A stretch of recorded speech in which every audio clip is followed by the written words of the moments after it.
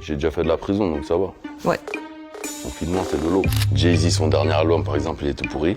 Personne l'écoute. Il n'y a pas qu'Instagram dans la vie. Moi, je suis sur Brut. C'est du lourd, Brut, non? Sur la pochette de Dolce Vita, il y a un George portrait Floyd. de George Floyd. Ouais. Exactement. Qui est mort à Et Minneapolis. qu'on a tous abandonné. Étouffé par la police, pourquoi abandonné? Non, mais parce que les gens, ils me faisaient rire à poster des carrés noirs et à manifester, mais c'était que trendy. Que trendy? Bah ouais, y a quoi? On en parle là, George Floyd? Quelqu'un se soucie de lui, quelqu'un se soucie des 4 flics qui sont sortis sous caution et qui sont en liberté? Personne n'en parle. Ils ont juste posé des carrés, c'est tout.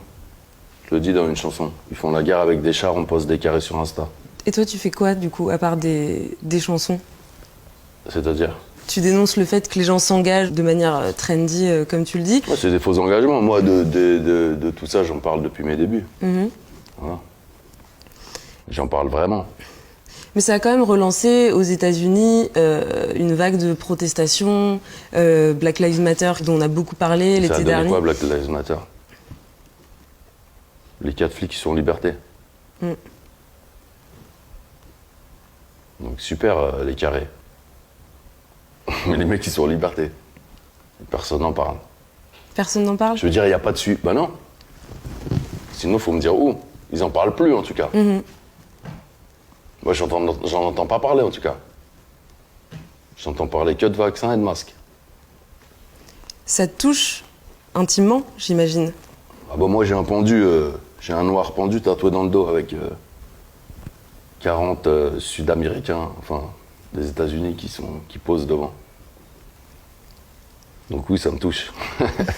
Est-ce que tu as suivi ce qui s'est passé quand même en France dans le sillage de la mort de George Floyd? Il y a eu quand même un renouveau de la mobilisation, notamment le mouvement de justice pour Adama. Toi, Adama Traoré, de la récup? Ah ouais. S'il faut attendre un autre décès pour parler d'Adama, c'est pas sincère.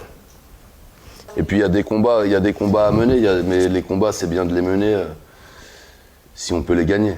Comme je dis dans une chanson, le flic tueur d'Adama Traoré sera acquitté. Jamais la France ne va mettre en prison ses soldats. Il faut être réaliste. Je te parlais d'Assa Traoré, la sœur d'Adama, à l'instant. Quel regard tu portes Ah bah, je sur elle? respecte son combat, c'est noble, elle a perdu son frère, c'est normal qu'elle... Voilà, elle ne fait pas que poster des carrés, je comprends tout à fait. Mais je pense que c'est perdu d'avance, malheureusement. Donc Booba, c'est un pessimiste? Réaliste, Réaliste. ouais. Moi, quand vous avez dit la France aimait-la ou quittez-la, j'ai vu qu'eux m'aimaient pas, je l'ai quitté. Ah, mais des fois, c'est ça qu'il faut faire. Hein. Mhm. Faut pas être naïf et croire qu'on va changer tout un pays, tout un continent. Hein. Faut être réaliste, justement. Des fois, faut migrer comme les animaux. Donc ça y est, on y est. 10e album, le dernier, l'ultime opus de Booba. Ultra, déjà pourquoi Ultra? Ultra, ça me définit un peu. J'ai pas vraiment de milieu. C'est soit je suis très très gentil, soit très très méchant. Mhm. J'ai pas de ultra quoi. Je suis les extrêmes. Dans les extrêmes. Et alors la pochette, elle m'a intriguée cette pochette. T'as un regard qui se plonge dans les yeux de la personne qui... Ouais, un regard ultra. Ça m'a un peu donné l'impression que tu regardais aussi quelque part ta carrière, tout ce qui vient de se dérouler droit dans les yeux. Ouais, tout, la vie. Hein. Mhm. Et puis moi je fais pas de... C'est pas la farandole ma musique, je parle de ma vie, de ce que je pense, des gens, de trucs de société, c'est la réalité. Enfin, elle est sérieuse, je la trouve sérieuse ma musique, mes textes ils sont... J'ai des vrais punchlines, je dis des vraies choses. T'as 44 ans. En 2002, sur ton album Temps mort, dans le morceau On m'a dit, tu disais « Heureux si j'atteins la trentaine ». À l'époque, t'avais 25 ans, donc c'était un horizon assez court, 50 plus. Ouais. Est-ce que ça t'étonne d'être toujours là, 15 ans plus tard? Ah oui. Je crois que j'ai un Guinness, j'ai un record mondial, je crois. Vu mon âge et vu que je suis toujours numéro 1. Je pense que dans le monde, il n'y a pas de rappeur qui ont accompli ça. Jay-Z, son dernier album, par exemple, il est tout pourri. Personne l'écoute. Donc je crois que je suis le seul. Le seul. Donc ouais, je suis étonné, bien sûr. quand t'as un certain âge, pour moi, ça sert à rien de continuer si t'es plus dans la course. Enfin, moi, je suis un compétiteur, donc si je suis pas sur le podium, j'arrête, quoi. J'ai honte, en fait. Et ça va pas te faire bizarre de lâcher la compète, justement? De laisser Il n'y a plus de compète. Il n'y a plus de compète? Non. Donc, je finis comme il faut, et on continue, on produit d'autres artistes, on est un peu en Zinedine Zidane au Real Madrid, quoi. Et t'as travaillé sur l'album pendant le confinement? Enfin, je sais même pas dans quelle mesure t'as été confiné ou pas à Miami. No confinement, thank you.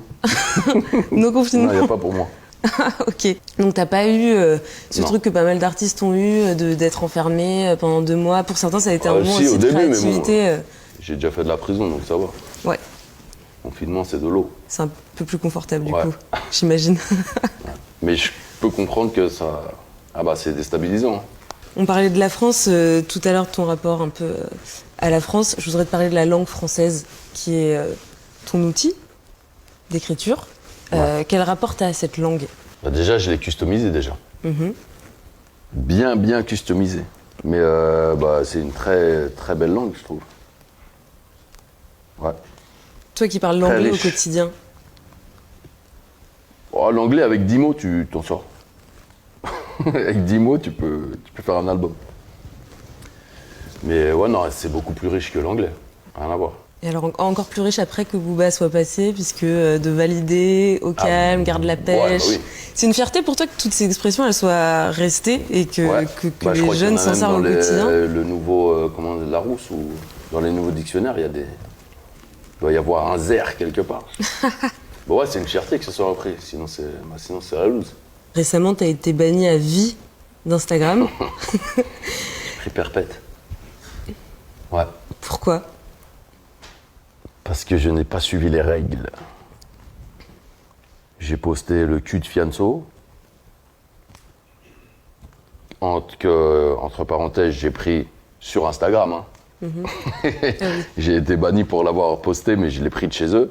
Mais j'accepte. Hein. J'ai enfreint les règles, il n'y a pas de problème. J'y allais dur, j'insultais les gens, je poussais mes coups de gueule, ils m'ont banni.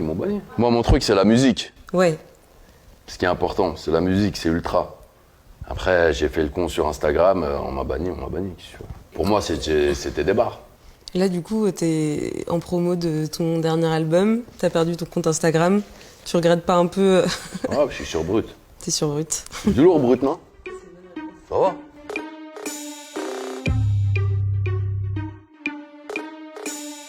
Je travaille sur une série aussi. En tant que producteur? 4 saisons. Producteur, acteur. Tu penses qu'il serait possible qu'un jour, tu te réinstalles en France? Habiter sous le régime actuel, non, je pense pas.